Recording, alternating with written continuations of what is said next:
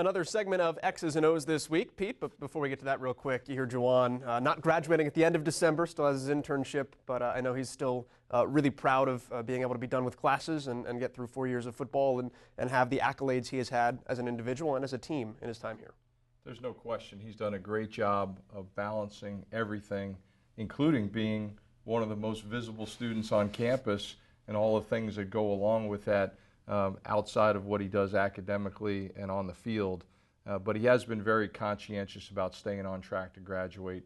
And he has been a better student here than he was in high school. And it's really been neat to see that become such an important part of his growth and development. Yeah, Quake has had a 3.2 in his time here in Muncie as well. Let's take a look at one of his backups this year, a guy that's going to be looked at to replace him big time next year as a running back.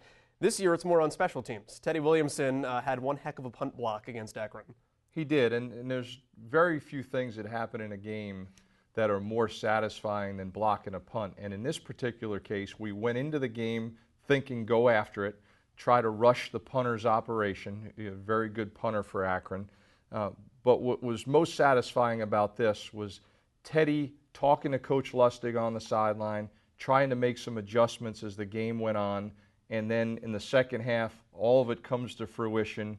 Huge play, huge momentum changer in the game, really propelling us to a win. And special teams has been such an important part of what we've done as a program for the last 3 years.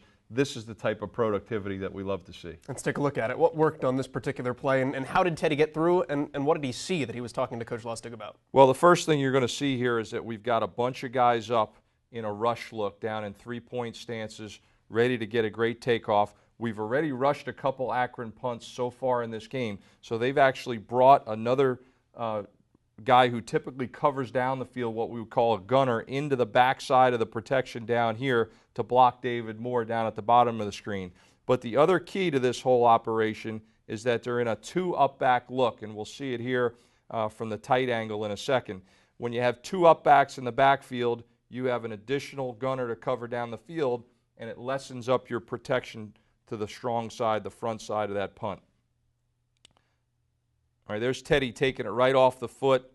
Okay, one of the things we tell our guys is scoop and score on a punt behind the line of scrimmage. Now that one's obviously bouncing out of bounds, and you're trying to maximize your yardage. In this play, we're going to get the ball one way or the other unless an Akron player were to pick it up and run it all the way for a first down. So you tell your guys, go ahead and scoop and score. But let's look at it from the tight shot here, Joel.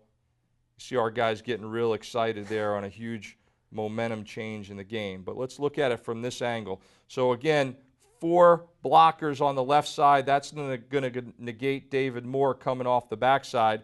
But here's Teddy on the front side of this thing along with Darian Green. And you're going to see these 2 up-backs try to block both front side rushers. Teddy does what we call an up and under move, where he's going to come underneath the up-back and make that up-back miss the block, and they're a nice job of taking it right off the foot of the punter. The other thing you're going to see here, Joel, if I can get this to play one more time, is that the snap takes the punter off the block point. And sometimes it's a combination of a good rush, but also a poor operation. Watch the snap pull the punter over here to the left of the screen. And that 1/10 of a second is just enough to give Teddy time to block that punt. Huge play in the game. Great to see the guys get excited. That's how to block a punt, so now you can go home and design that on Madden if you're curious. But good to see that work for the Cardinals. It'll be interesting to see if you guys can pull that off against Northern Illinois. Let's take a look at the opponent coming up this week as well, and it's a much different looking NIU team than in years past.